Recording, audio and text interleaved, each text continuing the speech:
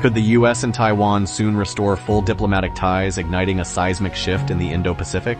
As tensions with China soar, Taiwan stands as the linchpin of global tech and security.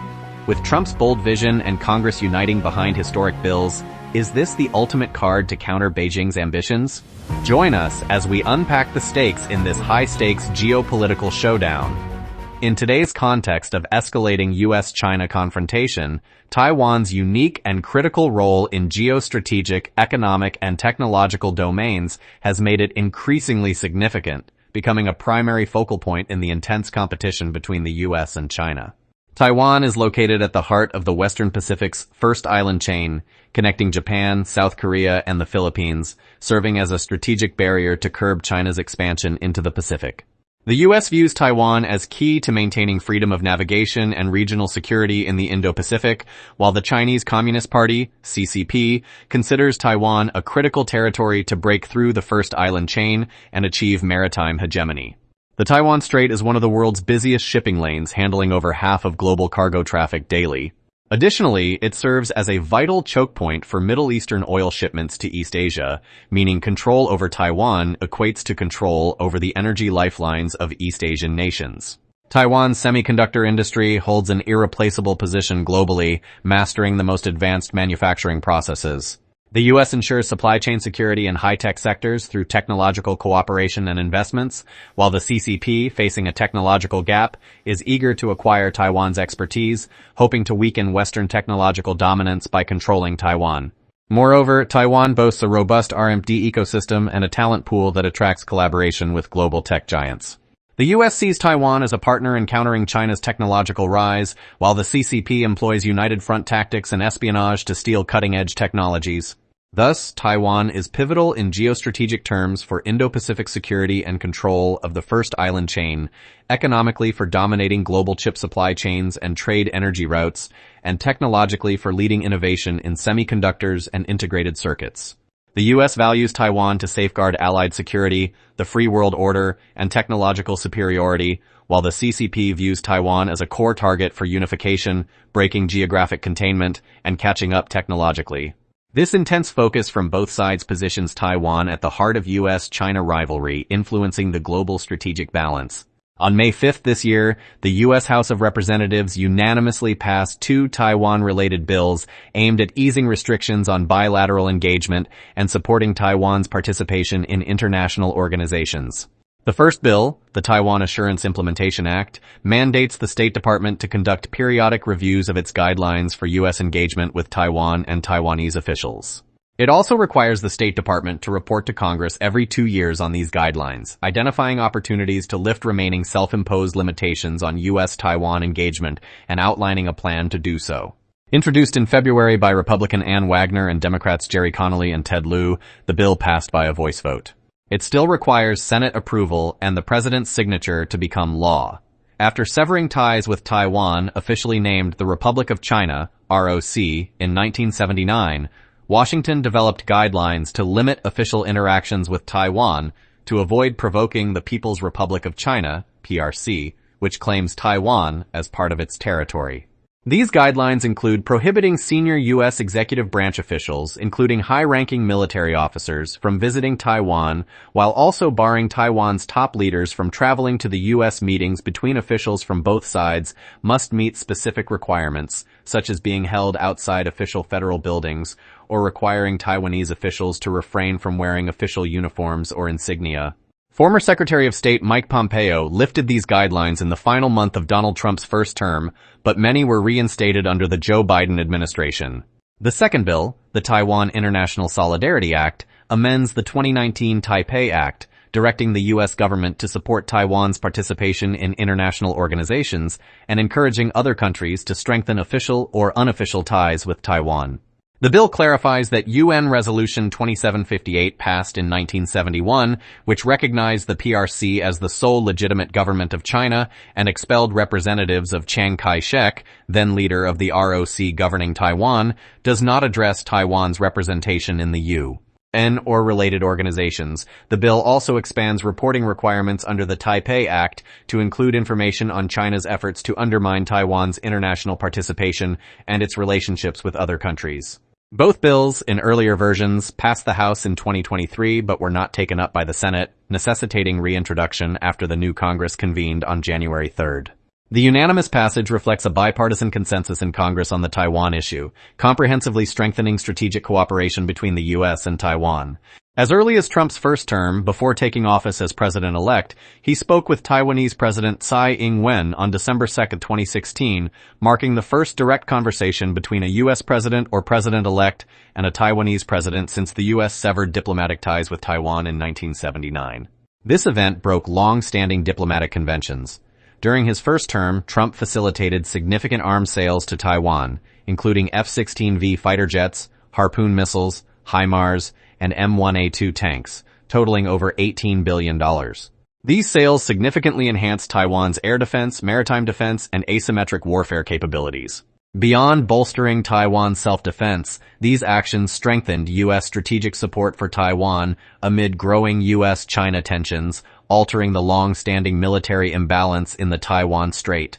Since the new Trump administration took office, it has implemented measures such as reclaiming control of the Panama Canal, pursuing Greenland's reintegration, strengthening Indo-Pacific partnerships with Japan and India, reducing or withdrawing U.S. defense forces in Europe, and even mediating a Russia-Ukraine ceasefire, all aimed at comprehensively containing the CCP.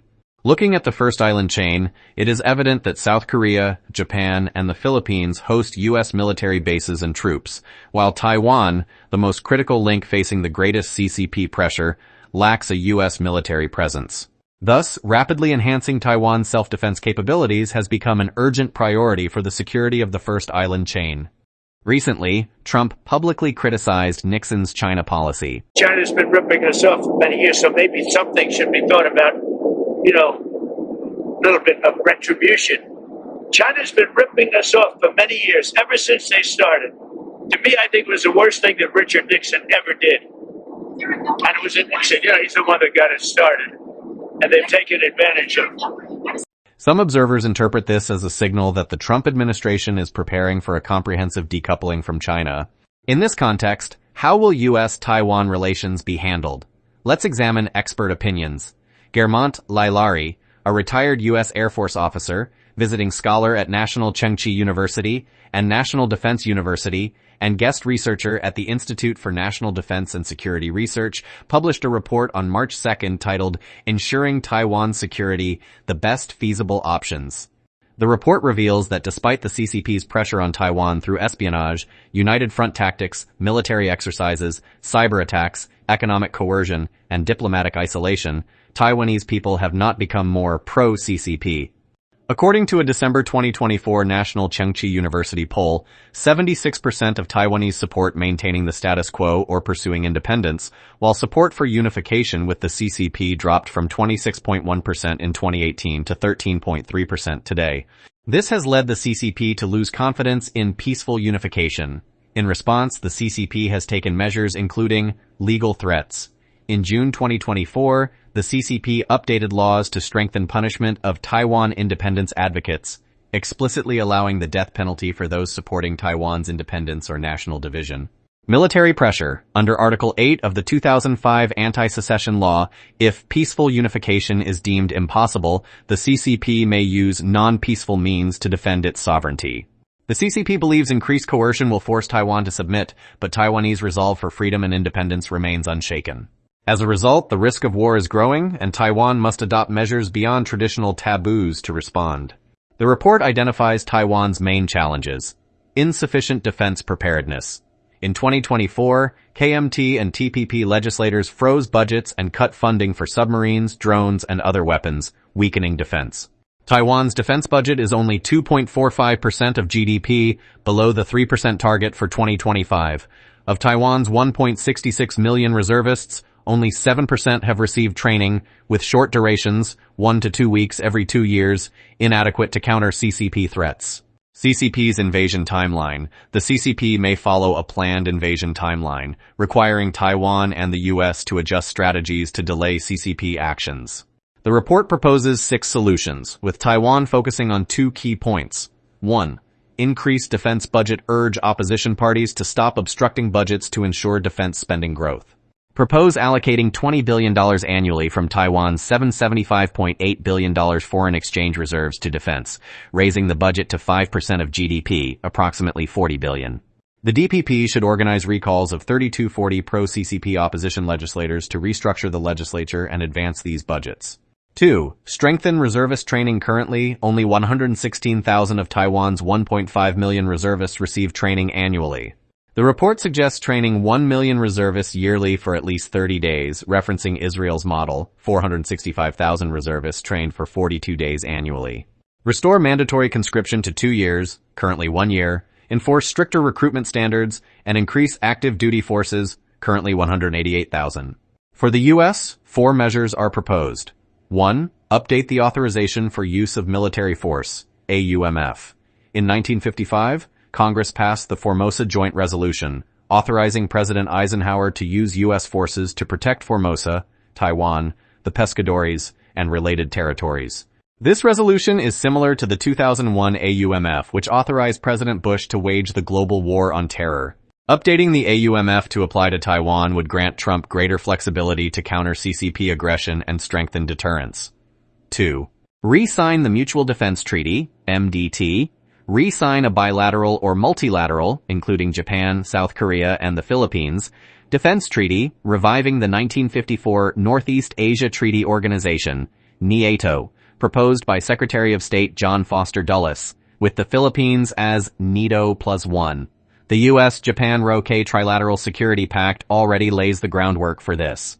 3. Make Taiwan a U.S. territory. Options include non-incorporated territories, e.g., Guam, non-incorporated territories without an organic act, e.g., American Samoa, or ideally a Compact of Free Association, CFA, like the Marshall Islands, Micronesia, and Palau. These freely associated states, FAS, are sovereign UN members with bilateral CFAs under which the U.S. is responsible for their defense and security. 4. Make Taiwan a U.S. state. Incorporate Taiwan as a U.S. state.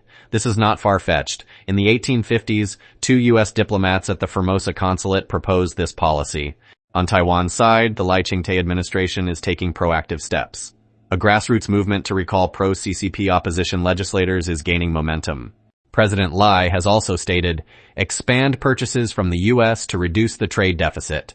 The Ministry of National Defense has submitted a military procurement list, and all procurements will proceed actively.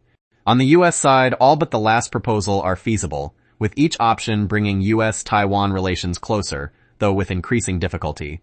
This report reflects the high priority that Taiwan's government and U.S. political circles place on U.S.-Taiwan relations.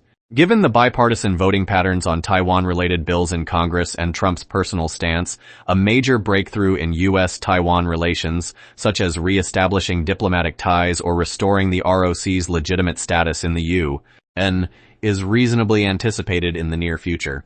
At that point, the U.S. and its Indo-Pacific allies could complete a comprehensive strategy to contain Communist China, achieving the desired effect. The CCP would face 2 choices, reform or collapse. The Chinese people may also seize this opportunity to break free from communist authoritarian rule and achieve a comprehensive renewal. We welcome your comments and unique opinions or suggestions. Thanks for you watching. We'll see you next time.